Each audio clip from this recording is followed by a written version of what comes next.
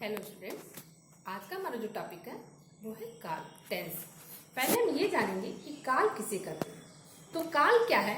काल एक स्थिति है, एक समय को बताता है कि किस चीज के समय को बताता है। कैसी स्थिति है कि कार्य के समय को बताता है कि कार्य हमारा किस समय में हुआ है।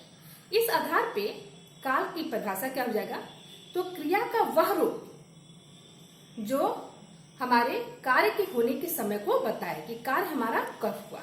ठीक, इस आधार पे हम काल को 3 भागों में बांटते हैं। काल के 3 प्रकार हैं। भूतकाल बीता हुआ समय बताता है कि काम हमारा जो है वो बीते हुए समय में हुआ है। वर्तमान काल चल रहा समय होता है जो काम के चल रहे समय को बताता है। भविष्य काल आने वाला समय है, यानी कि बताता है कि काम अभी हुआ नहीं है, क्या होगा आने वाले समय में होगा। ठीक है, तो भूतकाल बीता हुआ समय बताया, अर्थात क्रिया का वह रूप जो यह बताता है कि कार्य हमारा क्या है तो बीते हुए समय में हुआ है। वर्तमान कहता है कि कार्य हमारा जो है ये क्रिया का वह रूप जो वर्तमान समय में चल रहा है। भविष्य कहता है कि कार्य अभी पूर्ण नहीं हुआ है, कार्य क्या होगा आने वाले समय में वो होगा। इस आधार पे हम तीनों प्रकार के विषय में विस्तृत जानकारी प्राप्त करेंगे। तो पहले हम जानेंगे भूतकाल के भेद।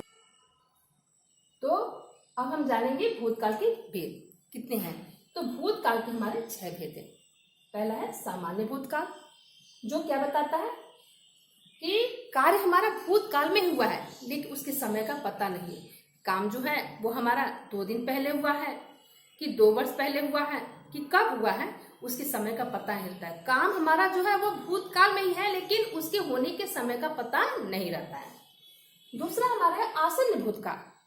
आसन्न भूतकाल हमें ये बताता है काम हमारा अभी अभी पूर्ण हुआ है, उसे हम कहते हैं आसन्न भूतकाल। तीसरा हमारा है पूर्ण भूतकाल। पूर्ण भूतकाल की स्थिति ये है कि वो ये बताता है कि काम हमारा बहुत पहले पूरा हो चुका था। ठीक है, क्रिया का वह रूप जो भूतकाल में बहुत पहले पूरा हो चुका था। अपूर्ण भूतकाल।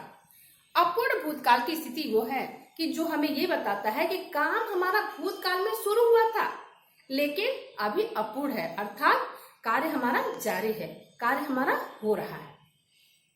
संदिग्ध भूतकाल क्या करता है? वो संशय की स्थिति है। वो हमें ये बताता है कि काम हमारा भूतकाल में शुरू हुआ था लेकिन अभी उसके होने में क्या है संशय दिखाई दे रहा है कि काम हमारा पूरा हुआ कि नहीं। तो देखिए दोनों में क्या अंतर है? अपूर्ण कह रहा है कि काम भूतकाल में शुरू होकर के पूरा नहीं हुआ था बल्कि चल रहा है, जारी है। और संशय की स्थिति जहां संदिग्ध है वहां संशय है कि काम पूरा हुआ कि नहीं। दोनों में देखिए थोड़ा सा ही अंतर, लेकिन ये अंतर पूरा स्पष्ट हो रहा है।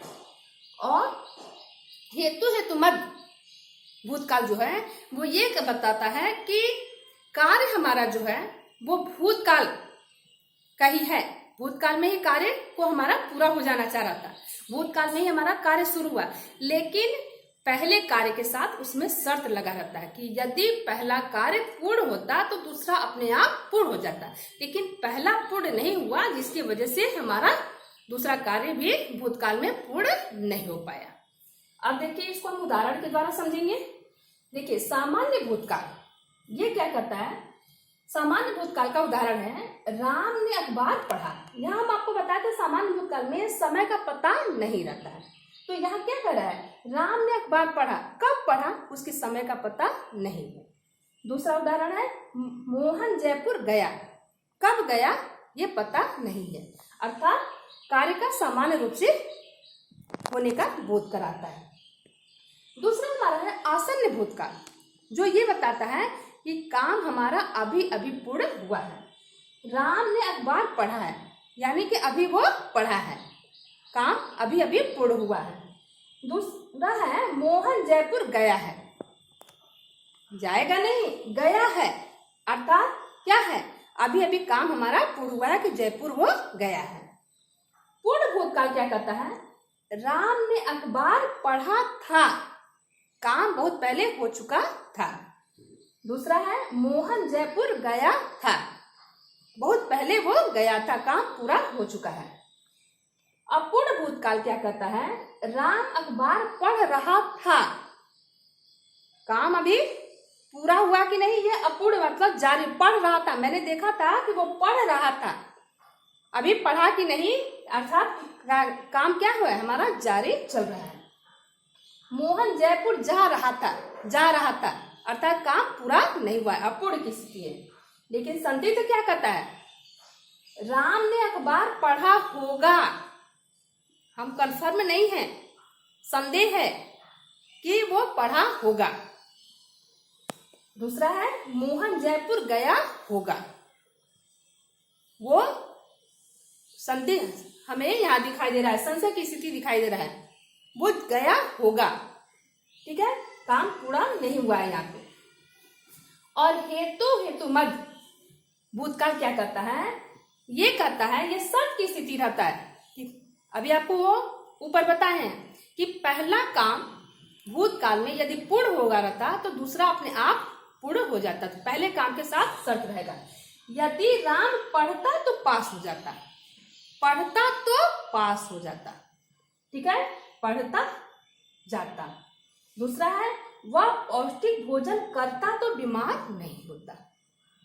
तो यानी कि पहला काम जो है वो पूरा नहीं हुआ, पहला नहीं पूरा होने से दूसरा भी काम हमारा पूरा नहीं हुआ है भूतकाल में। यहाँ देखिए थोड़ी सी बारीकी है, इस उदाहरण को आप बहुत अच्छे से आप लिख सकते हैं, समझ सकते हैं, कहीं भी अगर दिया है तो पहचान सकते हैं। सामान्य भूतकाल की स्थिति रहेगा तो वहां पे है, देखिए राम ने अखबार पढ़ा, ठीक, मोहन जयपुर गया, लेकिन आसन्न जब बनाना है तो यही जो सामान्य वाली स्थिति है उसमें है जोड़ देंगे, केवल पढ़ा है, अर्थात काम अभी अभी पूरा हुआ है, गया है, ठीक है, अभी अभी वो गया है, काम हमारा पूरा हुआ है। पूर्ण भूतकाल की स्थिति में क्या करेंगे, ये सामान्य वाले में ही पढ़ा के साथ था लगा देंगे कि बहुत काम, पहले काम पूरा हो गया। पहले में पढ़ा जैसे दिया है तो दूसरे में हम है जोड़ देंगे केवल, और पूर्ण भूतकाल के लिए हम था जोड़ देंगे, अपूर्ण के लिए हम रहा था जोड़ देंगे, इसी के साथ रहेगा तो रहा था जोड़ देंगे, पढ़ रहा था, और संदिग्ध की स्थिति में हम होगा शब्द जोड़ देंगे। इसी सामान्य से ही हमारा ये सब बन जाएगा कि संदिग्ध में फिर होगा।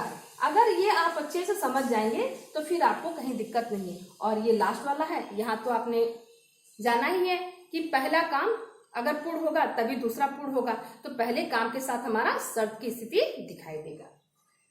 इसी क्रम में हम जानेंगे वर्तमान काल। वर्तमान काल के विषय में भी आपको बताया है कि काम, तो वर्तमान काल के विषय में हम जानकारी लेंगे कि काम हमारा जो है वो वर्तमान समय में चल रहा है, ठीक है, उसके चलने का बोध जहां करा है। वर्तमान काल के भेद कितने हैं? तो वर्तमान काल के हमारे 5 भेद हैं।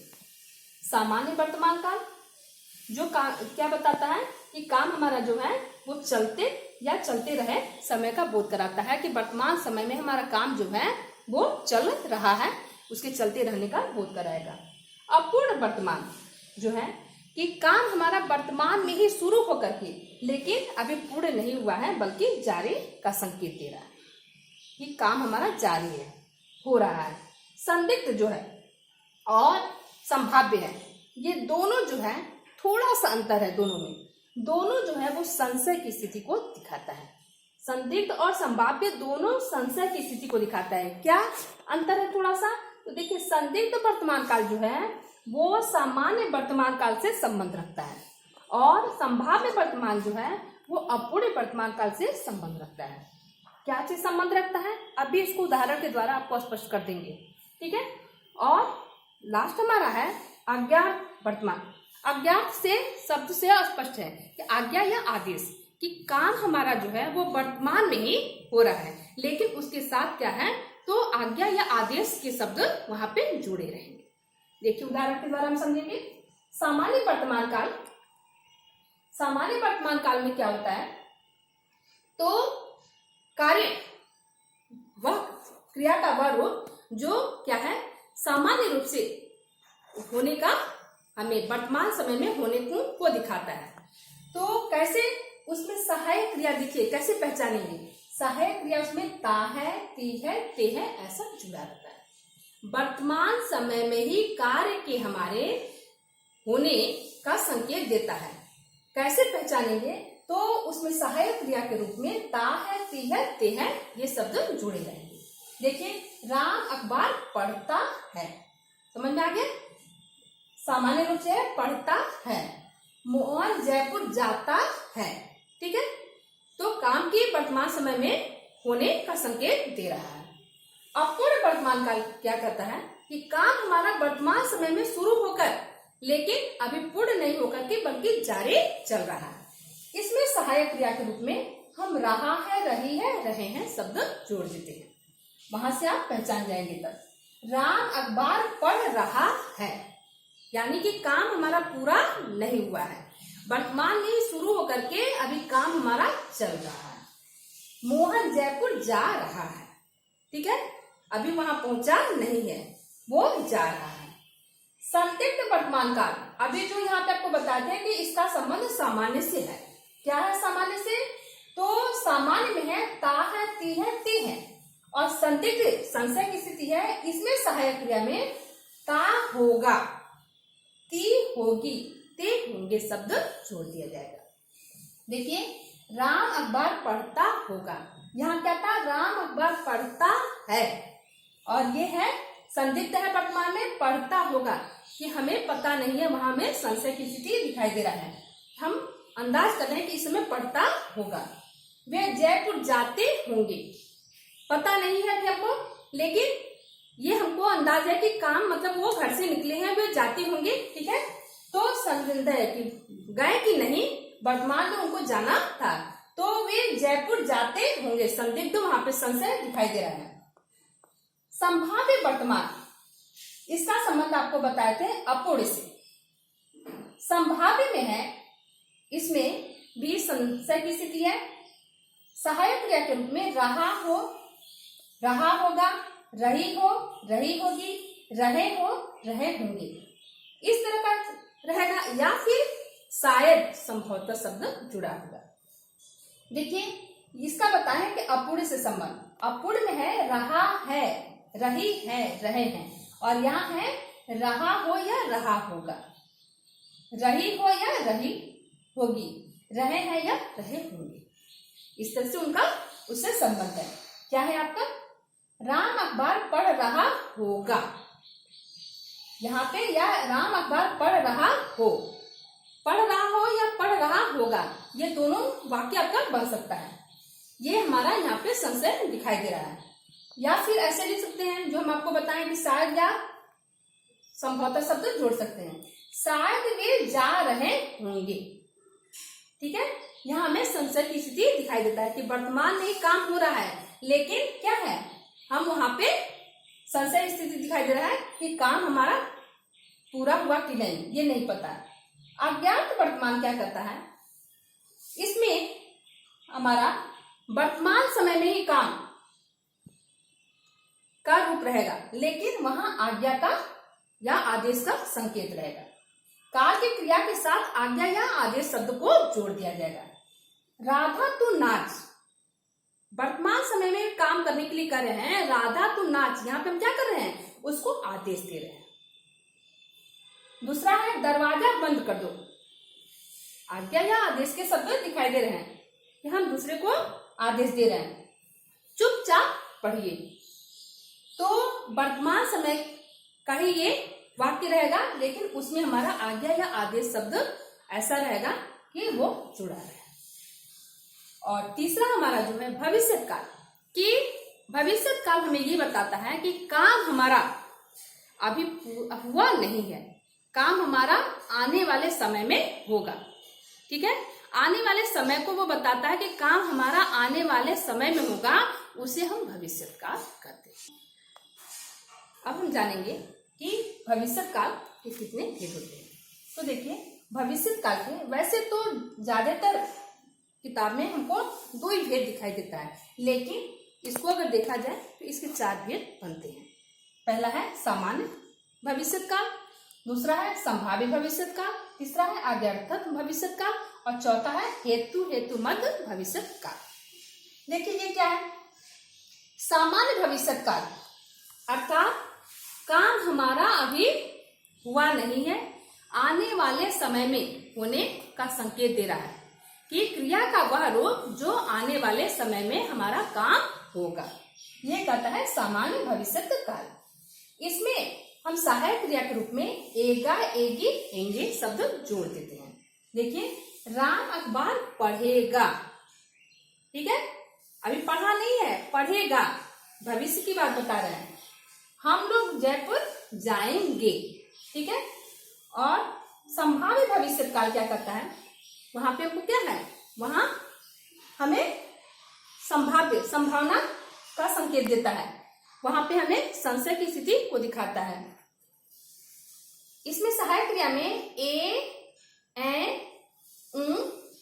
या शायद शब्द जोड़ देते हैं कि काम हमारा भविष्य में पूरा होगा कि नहीं, ये क्या है, हमें वहां संशय दिखाई देता है। शायद राम अखबार पढ़ेगा, संभवतः राम अखबार पढ़ेगा, हम कंफर्म नहीं है, भविष्य काल का ही वाक्य रहेगा, लेकिन वहां पे हमें संशय की स्थिति दिखाई देगा। शायद मैं जाऊं, संभवतः मैं जाऊं, राम जयपुर जाए, बोले यहाँ पे इस तरह के शब्द रहेंगे या फिर शायद या संभवतः शब्द जुड़े रहेंगे जहां हमें संशय की स्थिति दिखाई देगी। आज्ञार्थक भविष्य, काम हमारा भविष्य की समय का रहेगा, भविष्य काल का ही बोध कराएगा, लेकिन उसमें हमें आज्ञा या आदेश वाले शब्द जो हैं उसको जोड़ देना है।